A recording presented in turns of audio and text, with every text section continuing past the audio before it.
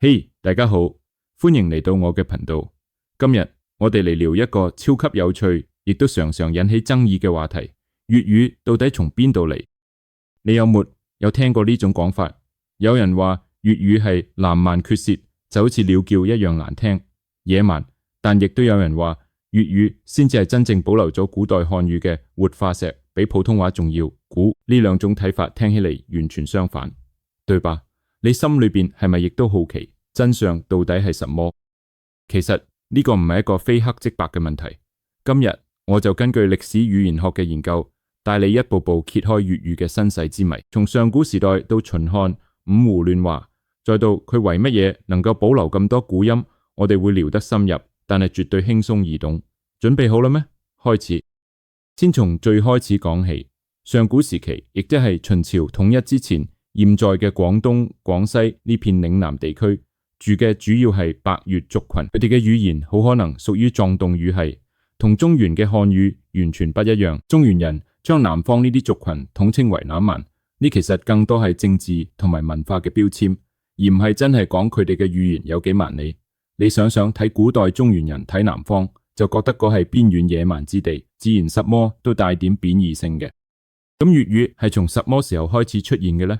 關鍵轉折喺秦漢時期，秦始皇統一六國後，派咗大軍南征百越，帶嚟咗大量中原移民。呢啲移民講嘅係當時中原嘅標準語言雅言，亦即係古漢語嘅正宗版本。佢哋喺嶺南定居，尤其西江中部一帶成咗漢語傳播嘅基地。漢武帝平定南越國之後，仲喺嗰度設行政中心，進一步鞏固咗呢種語言嘅地位。所以粵語嘅骨幹其實就係秦漢時期嘅中原漢語帶過嚟嘅，佢唔係土生土長嘅蠻語，而係正統漢語南遷嘅結果。但係故事到呢度仲未完，為乜嘢後嚟中原嘅漢語變得跟嚴喺普通話差不多，而粵語卻保留咗好多古代特徵呢？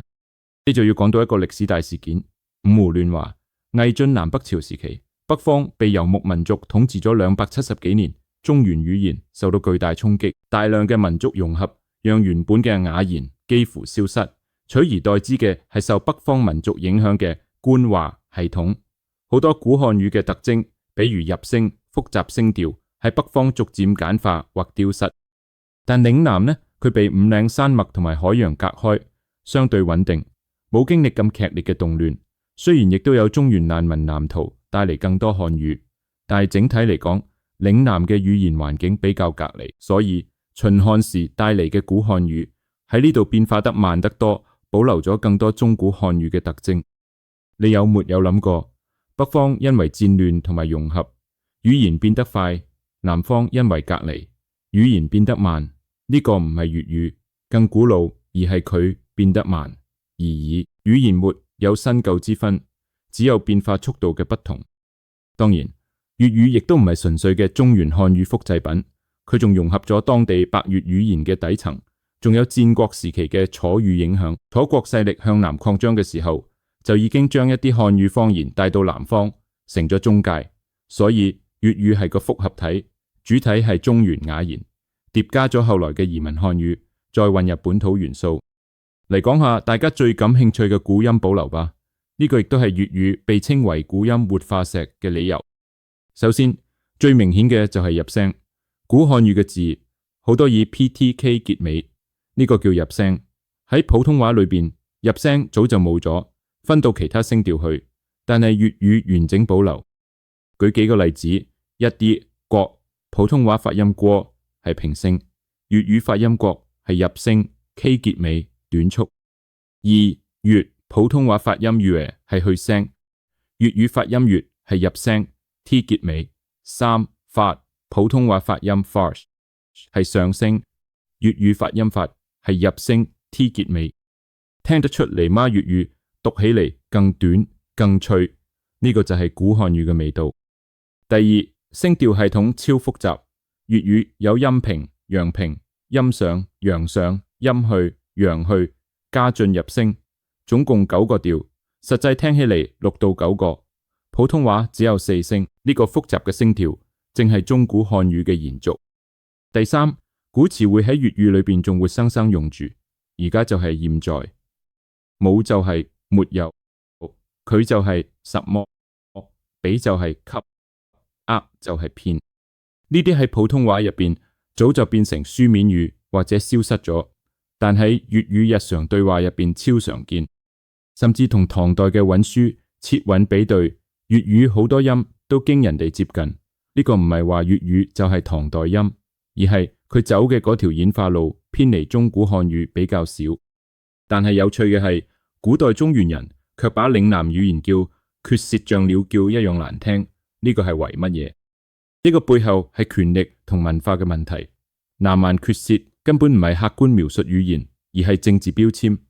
中原把嶺南視為邊疆未開化，自然語言亦都被貶低語言評價，往往反映社會地位。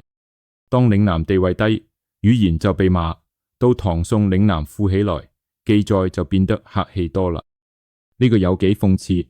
中原喺貶低粵語嘅時候，其實粵語正喺度悄悄保留佢哋自己已經掉掉嘅古音，被邊緣化嘅地區反而成咗古漢語嘅守護者。呢就係歷史嘅反諷，權力中心遺忘嘅傳統，往往喺邊緣被無意中保存落嚟。